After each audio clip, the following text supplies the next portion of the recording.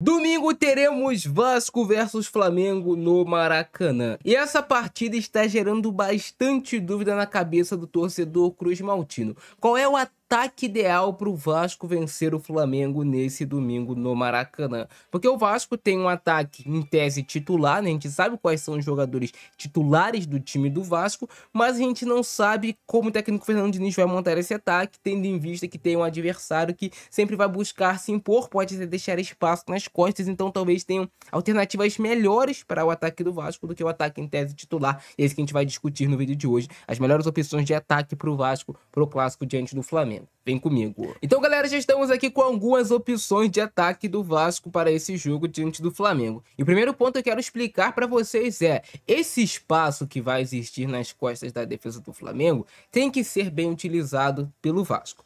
Cara, o Flamengo é um time que joga com a linha alta, é um time que vai tentar pressionar o Vasco, então eles consequentemente jogam com um time um pouco mais espaçado, com a linha um pouco mais alta e deixam esse espaço às costas que pode ser uma vulnerabilidade para o Vasco utilizar. E em tese, com esse time titular do Vasco, com Léo Jardim, Paulo Henrique, Cuesta, Robert Renan, o Puma que vai jogar, o Hugo Moura e o Barros que devem jogar, já que o Tietchan não deve estar disponível, o Ryan na ponta direita, o Verratti como centroavante, o Coutinho como camisa 10 e o Nuno Moreira como esse ponta esquerda, em tese esse time do Vasco é um time mais para ter o controle da bola, um pouco mais lento do que ser um time de ficar atacando o espaço. Você até tem alguns jogadores com essa característica, como o Ryan, que pode atacar o espaço, tem velocidade. O Nuno até pode fazer, por mais que não seja característica dele, ele é mais um jogador de bola no pé. O Coutinho também é um jogador de mais bola no pé. E o Verratti nem o diga, né, cara? O Verratti não ganha de ninguém na corrida. O Verratti é mais um jogador realmente para ficar na área. Se o Vasco for ter a posse de bola e for fazer cruzamentos para dentro da área, aí sim é interessante você ter o Verratti. Mas talvez para esse estilo de jogo não seja tão interessante. Se pelo menos o Verratti fosse o centroavante e conseguisse pegar essa bola longa, escorar e jogar para os pontas, poderia ser interessante. Mas o Verratti tem pouco poder de retenção de bola nessa bola quebrada pelo goleiro, pelos zagueiros. É uma dificuldade que o Verratti tem de ganhar essa bola, de manter ela no controle e depois distribuir para os outros jogadores. Então eu montei aqui algumas opções de ataque sem o Verratti. Esse é o provável time titular do Vasco, com o Ryan, com o Nuno, com o Coutinho, com o Verratti. Sem o Verratti, o time poderia ser montado dessa maneira: um quarteto de frente, né? Com o Nuno na esquerda, o Andrés Gomes pela direita, o Ryan um pouco mais centralizado ao lado do Felipe Coutinho, eles funcionando como dois falsos 9, com o Ryan tendo bastante capacidade de ruptura em última linha. O Andrés Gomes é um jogador de muita velocidade também, pode chegar na linha de fundo, ou pode romper a última linha e dar a opção de receber o passe. E o Nuno e o Coutinho, em tese, sendo esses jogadores mais qualificados para encontrar os passes. Essa é uma opção de ataque do Vasco diante do Flamengo, que talvez seja mais viável com o que pede a partida. Claro, é sempre difícil de você tirar o artilheiro do seu time, o centroavante, o Verratti, porque se der errado vai dar muito errado. Mas se der certo, o Vasco pode sair com os 3 pontos de uma forma mais fácil.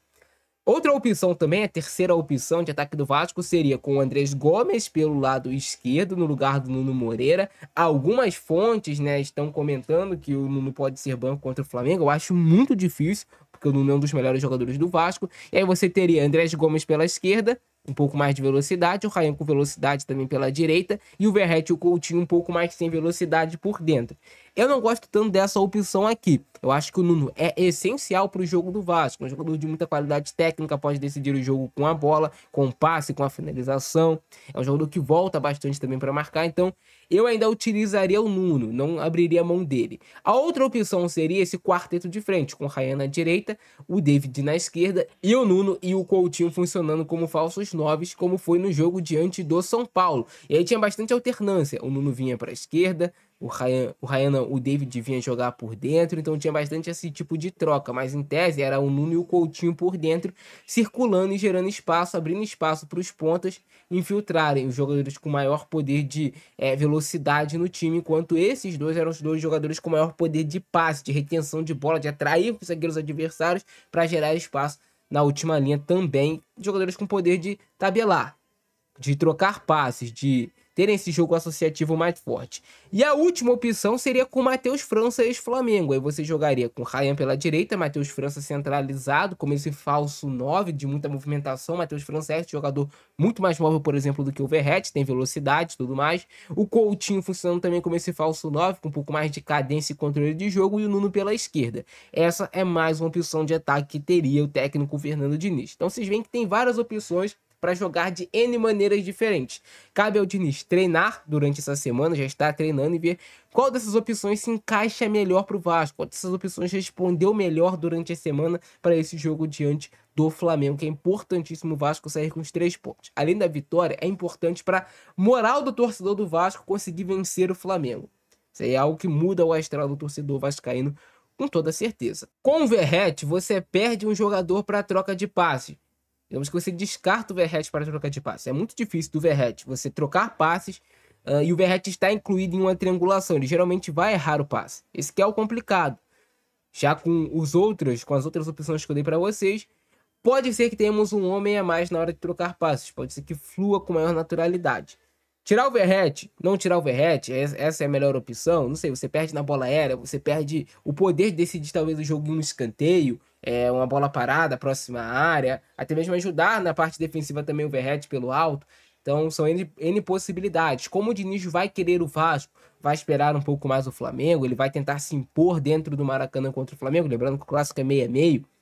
Então são N possibilidades. Esse meio de campo do Vasco com Gumuri e com Barros são jogadores de mais marcação do que em si qualidade técnica, então vai faltar um Jair, vai faltar um Tietê, esses caras que colavam mais no ataque para gerar jogo também. O Vasco vai sentir a falta deles, mas é esperar que o time faça uma grande partida, uma grande atuação, que o Vasco consiga vencer o Flamengo, enfim, e sair com os 3 pontos. A vitória do Vasco passa muito pela escolha do Diniz no setor ofensivo, não é só isso, mas também passa por isso. Também existe a possibilidade do Flamengo poupar alguns dos seus jogadores titulares para esse confronto.